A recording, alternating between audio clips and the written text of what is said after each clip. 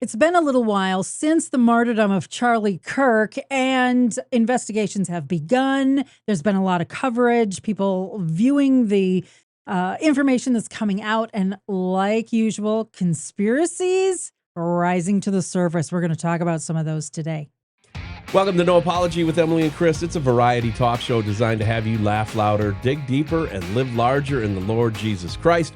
Emilee and I have been doing radio, variety, comedy radio. We've been doing talk shows for over 25 years together. I started when I was 16. I'm 60 this year. So I've been in radio broadcasting over 45 years. And every time a major incident happens, there's usually a conspiracy theory that comes along with it. True. With the Charlie Kirk situation, that's near and dear to our heart. And, we're seeing the gospels being spread. We're seeing his videos being seen by billions of more people. So we're seeing God literally do Romans 8:28 right in front of our face. Yeah, there's hope in the midst of the storm, but there's also a lot of questions, and I think that it's good to ask questions and talk about it, but being very careful that we're just not passing on information as though it's the gospel. Let's look at things factually, and so that's what we want to do today. Today's going to be a little bit of a different show. Could Tyler Robinson be a lone gunman, a lone wolf, and could he have shot Charlie in the neck with that particular rifle and had the results be what they are? Are we getting accurate information? In fact, because we're so used to, I think the average person is very skeptical about everything that they see, and it does make it harder to kind of discern. So. Well, there's a deep state problem going on. There's no question about that. Yeah. I got to be honest. I don't really care. Charlie's gone, and that's heartbreaking. And we need to now take a fresh look at what we're up against. But these questions are out there, and we happen to have a weapons expert that's part of our faith. The family of faith, forever family.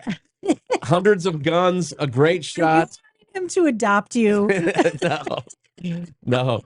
So it is. But it is like a family member. He supports Fresh Road Media. He supports No Apology. He's been on the No Apology show. It's Steven Boggess. Yeah, we're gonna go out on location. Yeah, how fun is that? We're gonna get out of the studio, have a field day, literally and figuratively. Yeah. And, besides me, wants to see if Emilee can shoot a target from 150 feet. Or 150 yards, I'm sorry. 150 yards. That's or kind of, that's yards. A far, that's a distance. My eyes ain't what they used to. Well, you'll have a scope. Yeah, that's true. That's, this is actually reminding me of a magazine, a really popular magazine down south when we lived in Alabama called Garden and Guns. And it was all about, gardening and recipes and weddings and fashions and guns and hunting dogs and all these magazines and... It was a women's magazine. Right ammo. So, I thought... Think of guns and ammo with gardening sections. Women. Yeah. Guns and ammo for women. So that's what we're doing today. I don't know if Alabama has the most women, that carry per capita, but they got to be up there. Good question. For sure. Yeah. And that's part of it. Where do we go from here? Yep. Is there a conspiracy theory? What kind of weapons were being used? It's fascinating to think about and talk about. So let's go out on location with Emilee and Steven Boggess on the Boggess... what do we call it? Boggess Farm? Yeah. The Boggess Range? The... Compound? I'm just kidding. I'm kidding. All right. We're so glad you're with us here on No Apology with Emilee and Chris. Let's go out to the location. So we're out here in the great state of Iowa with our gun and ammo expert, Steven Boggess, is with us. And Steven, there has been a lot of talk recently of some conspiracy theories and stuff like that. What are you hearing? A lot of around the 30-06 caliber. Okay.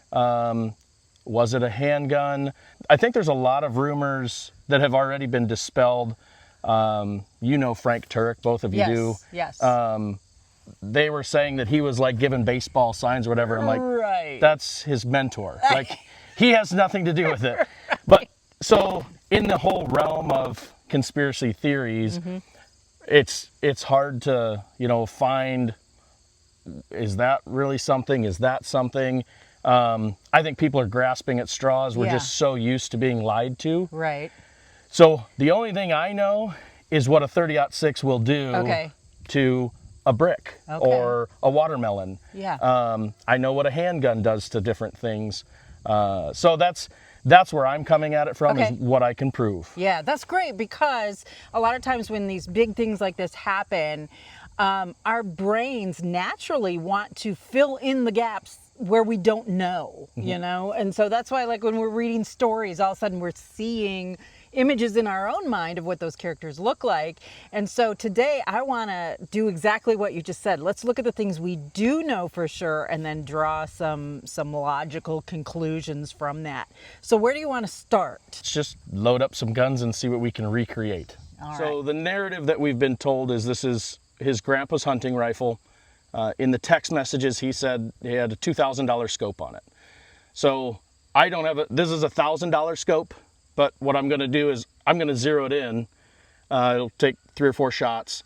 And then my proponent is if it's grandpa's gun and grandpa zeroed it in, it doesn't take skill past that point to hit something at 150 to 200 yards. Perfectly possible. Yes, perfectly possible. Yeah. But what I think what you will see that these do, and I'll put a concrete brick down there, I think what these do is way worse than what we saw. Okay. I think we saw an entrance wound, which is where the blood came out, which would make sense if the bullet went in and hit the spine. Okay. If it was with one of these, it would have blown his spine out. I've seen it on animals. Right, like right. the exit wound you could put your fist in. If it's a 9mm, perfectly plausible that it went in here, hit the spine. If you only got an entrance wound, blood's got to come out somewhere. Right. So then it came out that way. Oh, okay. So that's, and I know that I don't think that an autopsy has been released. I don't know that all that information is out there. They said that they found the bullet in the skin, like on the backside, and one of the Turning Point guys was just saying, well, Charlie's a healthy guy, that's why.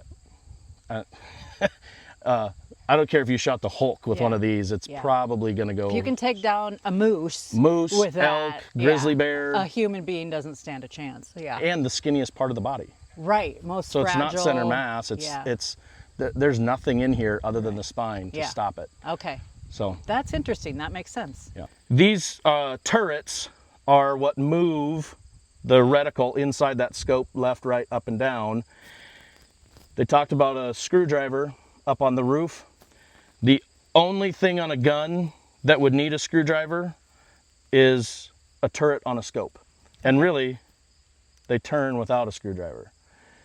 I don't know what the narrative is, why he would have a screwdriver on the roof, other than it had his DNA on it. Okay. I don't know if it was planted, like, hey, we've got his DNA. To me, it feels like, to a gun guy, they're just playing on the ignorance of 85% of America that doesn't know how a gun operates. Right, right. But me and my dad, when we hear that he had a screwdriver on the roof with a rifle, it's like, why would he have a screwdriver? Right. It does no good on a gun. So they try to say that it's because he needed it to disassemble. Yeah. Why is that not true? Well, if the video is accurate that we've seen, he clearly jumps off the roof with something wrapped in a towel. Yeah. And then you also saw the video of him with a gun in his pants, walking with a limp. And he had a sweatshirt over the rest of it. So you could see clearly that I could put that down my pants, cover the rest of it up with a sweatshirt. And then he had to walk with a limp because you can't bend.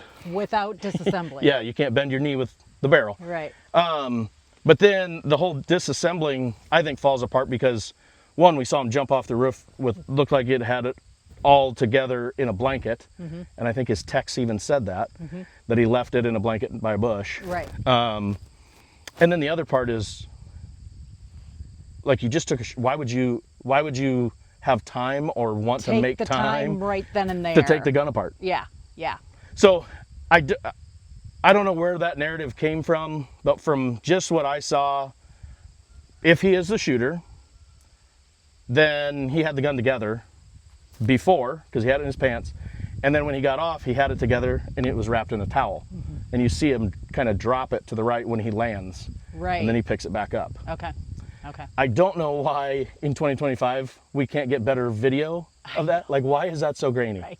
Yeah. It's like the moon landing. We Why can was see, that Saturn's rings, but we can't get a clear image of the robbery at 7-Eleven. What's up with that? Yeah. Like the Ring doorbell video of him and driving his car and walking past the house is super clear. Yep. But that security camera that caught him jumping off the roof, yeah, Yeah, we need to think Looks like things Yeti through. did it. All right. So I think it's kind of interesting how sometimes when these events happen, the amount of information that is put out that isn't even necessarily put out by law enforcement or investigation, but like reporters and people who are eyewitnesses there. And so I'm wondering, all of this information that's floating around and all of this stuff that doesn't make sense, how much of that do you think might be because actual investigators are like, we can't let certain information out because they do have to go and find, is it the deep state or is it just this one guy? What do you think about that? I would say in some senses there is a lot of information out there. Like I said earlier, sometimes it's hard to parse through all the different conspiracy theorists out there with a podcast or with just a camera in their basement room. The guys that thought Frank Turk did it, the bullet coming from below in that little trap door. There's flashes on the window that they saw, it would have been to Charlie's right. As the gun goes off, that you can see a flash on 2 different windows. Okay. So there's a lot of information and evidence out there. The hard part is to be patient and let the professionals do it. But again, I've never seen a crime scene get completely dismantled and removed and concreted over within a week. Not something that you would typically see. But yeah, I'm waiting for all the information to come out. The other thing is Kash Patel is a really good buddy of Charlie's. Yeah. And so it's just, it makes it all really interesting. Yeah.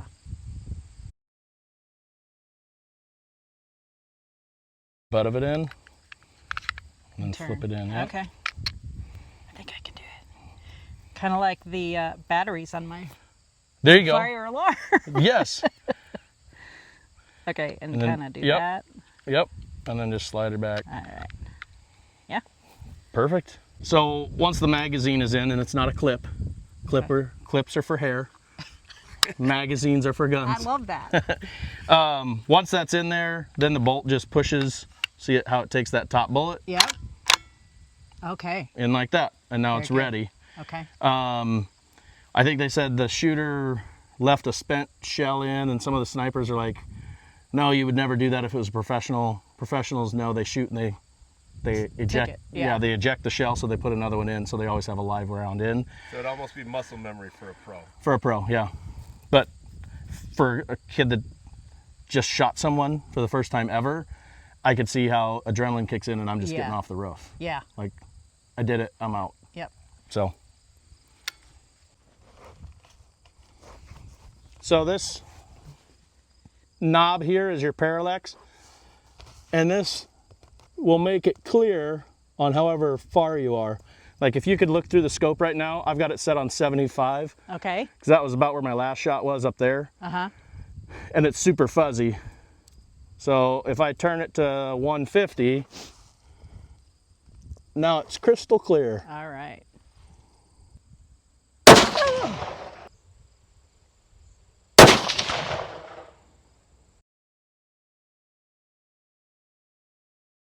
Your shoulder, and then your eye has to be the right distance to where it'll be. Ooh, there they are. Now you can see it. Yeah. Now see how clear that scope is. Yeah. And then, so he's, that kid said his grandpa had a $2,000 scope on his. So it'd even be from here to there, it is crystal clear. Right. And then here's a Amazon special $150 scope. Okay. Same thing, put that up against your shoulder. Where are you? Also on a cheaper scope, it's sometimes all harder. the trees look alike. Yeah. Oh, you're looking for the target right over. Now I'm in the corn. There we go. There it is. Yeah, where you point the gun is key, honey. Yeah. Yeah, this is a Mr. Magoo scope here. It's much blurrier. I mean, it's still, because it doesn't have the parallel. Like this one, how far are we? Then you just turn it to that. yes. And this it you gotta, clears it up. Yeah. This Okay. one you can change a little bit here, but Okay. not much. All right. Very good. All right. Ready to send a couple down range? I think so, yeah. When I hand you the gun, you're just going to start shooting down range. Okay. But I want you to look through the scope so you don't put holes in my trailer. Yeah.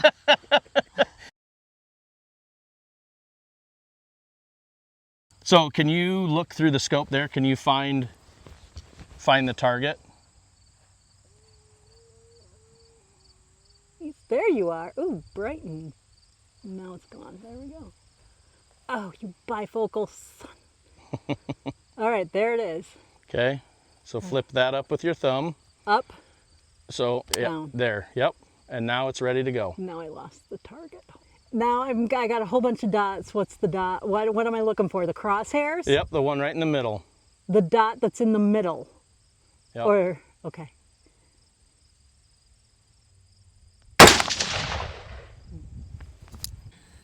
So these are the 7mm PRC bullets. You can kind of see now this is against wood. This, Emilee, this was yours. Yep. Out of a 223. She hit the target. And then these are the 7mm. That's your grouping. Yep. So these are a little bit bigger holes. Yeah, I can see it up close. Okay. So I started here, overcorrected to here, got it down to here, and then this is my final shot here, but I want it 2 inches high. So 2 inches high at 100, roughly 150 yards is going to put it pretty dead on at 200. Yeah. And so that's where I would zero in most 30 caliber rifles. So just the fact that grandma can aim at this from 150 with a $500 scope. $150 scope. $150. That was the cheap scope. Yeah. Okay, yeah. And I can get it there. That shot is not, it is not plausible. No, because these are, what do I got? 1, 2, 3, 4, 5, 6, 7, 8 shots. And 6 of them were, while it wasn't zeroed in, the final 2 were this one, which is the correct height, but it was 2 inches left. So I went 8 clicks, got it dead on, and then went up. This little difference here could just be wind. It is kind of breezy today. I was just going to say, there's so many other factors as well. I mean, Charlie was not just this stationary board. He was moving, he was talking. He just put his microphone down. So even if the shot maybe wasn't altogether accurate, he could have definitely moved into... Yeah, which what we saw with Trump. Yeah, exactly. Turned his head moved and then, out of it. Yeah. Grazed his ear. Yeah, exactly. So that's interesting. So, Steven, let's take the conspiracy theories that are out there. Let's just work our way from the top to the bottom. The first one being, could that kid make that shot? And from what we're demonstrating today, yes, he could. Yes. Right? And then the second one being, if he did make that shot with the gun that they say he made the shot, what would the damage be? What would that look like? And that might be where we get into more. Yeah, that's the issue that I first arose in my head is I saw the video, but then they said that the bullet didn't come out the neck, and I'm like, I don't think that's possible. So we shot a brick. Yep. I think you'll have video of that, and it absolutely demolished it. It exploded it, Yeah. and it was a big landscaping brick. Yeah. It's probably 3 inches, 4 inches thick of concrete. Yeah. That's more dense than what a neck is. Yeah. Yeah. It's just that 30-06 is a powerful round. It's the reason people shoot grizzlies and moose and elk with it. Yeah. And it should have then gone into the back of the tent or somewhere else. Yep. You would have thought the backdrop would have been covered in blood as well. And either way, thank God, because there were people behind that backdrop. Praise the Lord, no one back there was harmed, but it does raise some serious questions. Okay, so the next thing is the conspiracy with the door underneath, the trap door underneath, and that you said makes more sense as far as the injury and the injury and the sound that you heard. We've got video of shooting this gun as well, and the first time I told you, I was like, all right, are you ready? And when it went off, you said you could feel your nose hairs move. Yeah, my nose hairs like literally went whoo, and, and everything on the table just kind of went, whew. You know, it moved a little bit. Yep. And not only that, but we heard that shot, boom, off, you know. The sheds, the pond. Yeah, the sheds, the pond, the house, anything metal, anything hard surface, you could just hear it reverberate. Yep. And we didn't really hear that in the video. In the video. No. Even though there's tons of concrete and glass. Yes. Yeah. You would have thought that it would have reverberated off of everything. Yeah. Concrete, the terraces, they were all concrete, the buildings, the glass. Right. And he was down in a bowl. Like, right. I mean, an amphitheater type surrounding, which would even make that noise louder. Right. Yeah. Okay. And then last but not least, if I can pull my thoughts together here, what was the last? Oh, it's the crime scene is demolished. The crime scene is gone, and it was gone relatively quickly. Yes. And I don't believe, I can't buy that the only reason they did that was to get rid of the blood.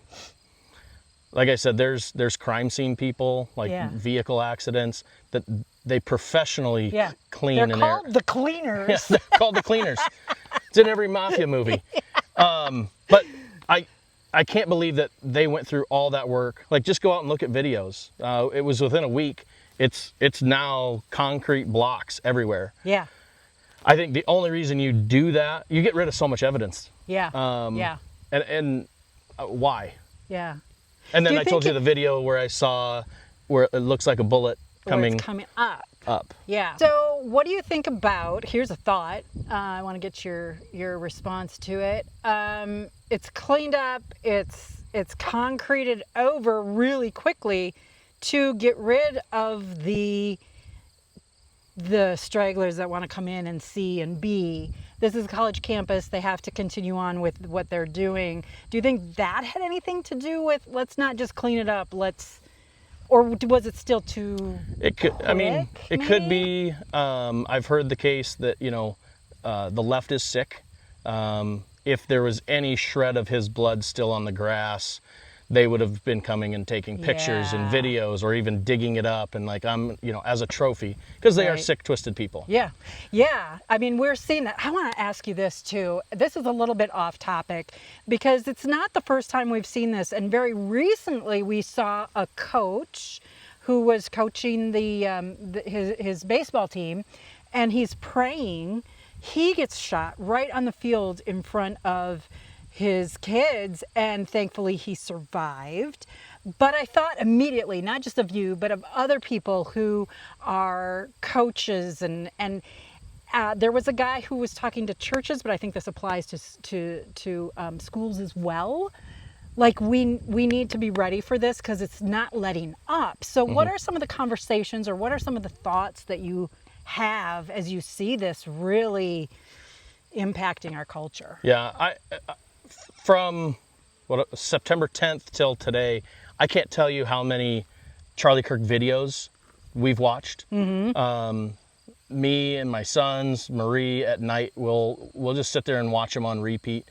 And I watched him. I followed him since he started. Yeah. But really going back and actually listening to his message and how they twisted that to hate. Even more so now, like, he was killed for hate. Right. For his hate speech.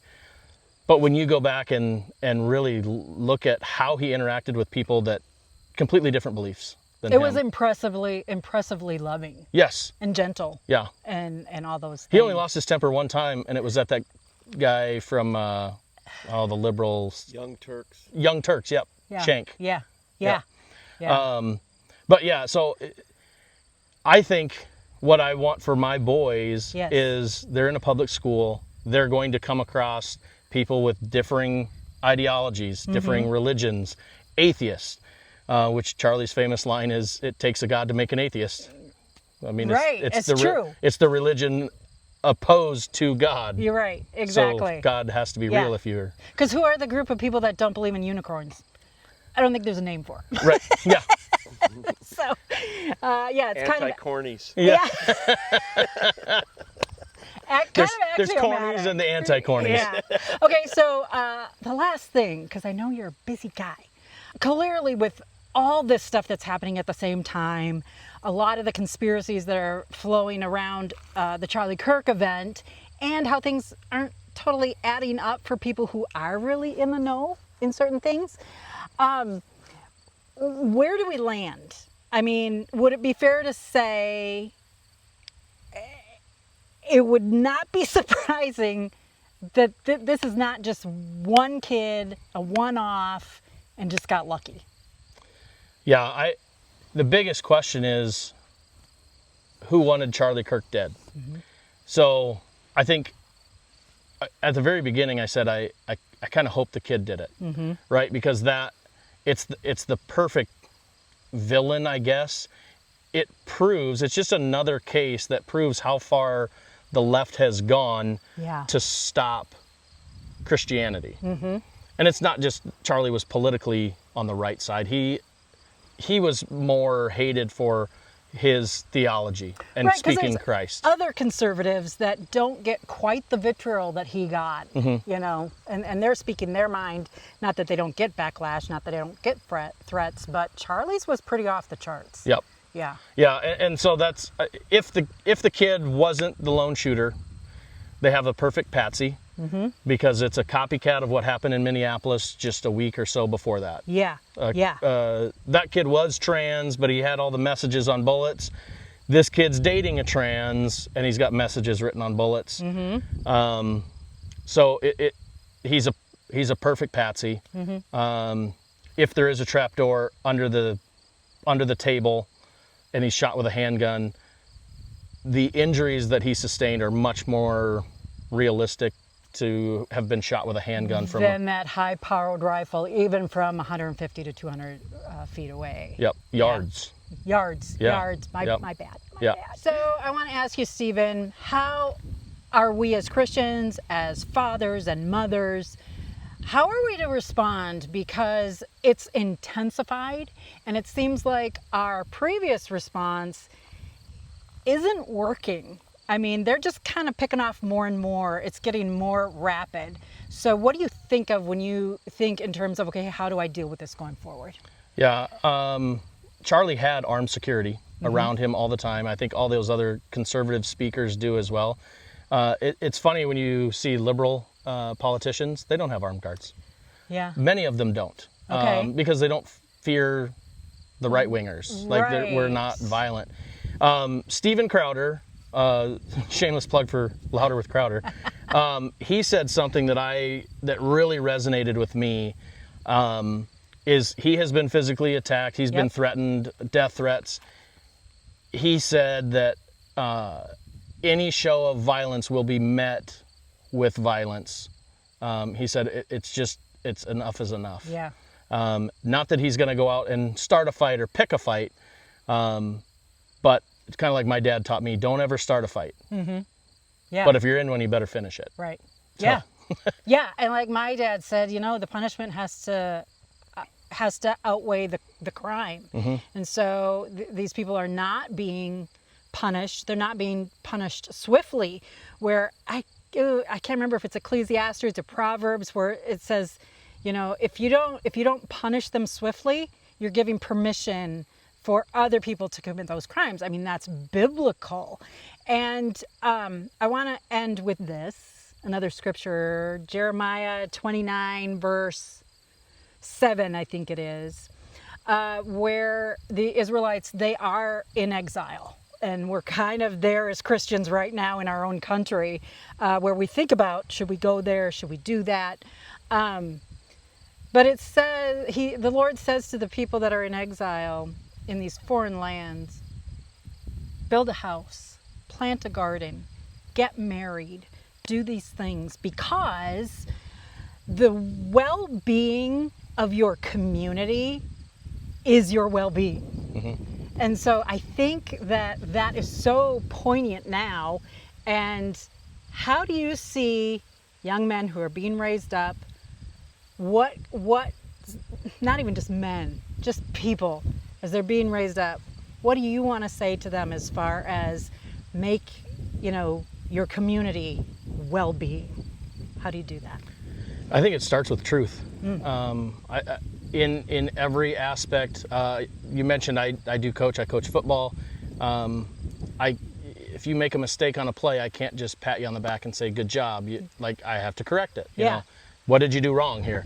But it's the same in whether you're talking politics, whether you're talking religion. What is the truth? Yeah. Charlie was big on data, facts and data, and he had them all memorized. Yeah. But so whatever the, I guess, discussion is, whatever the conversation, it's seeking truth. Be a truth seeker. And for I'm just thinking my boys going through public school, going to college at some point, or maybe they don't, because college is a scam. Maybe they don't go. I didn't go. Yeah. But you know, just the conversations that they're going to have, and I'm not going to be right there with them for all of them or any of them, really. You know, and it's, I think being discerning. Yeah. What does the scripture say? What is truth? And getting feelings out of it, because that's where all this left-wing crazy comes from. Right. Is it's harsh words, or you made me feel bad. Right. And that's all the defense is. Well, Charlie was so hateful, like he did this to himself. Right. And I think that's the problem with identity politics, because when you turn politics into identity, then when someone speaks against it or disagrees with it, then you're speaking against my identity. And now all of a sudden those types of actions are justified, because they do look at it like you're not just attacking the ideologies or the arguments or what's truth, what's false.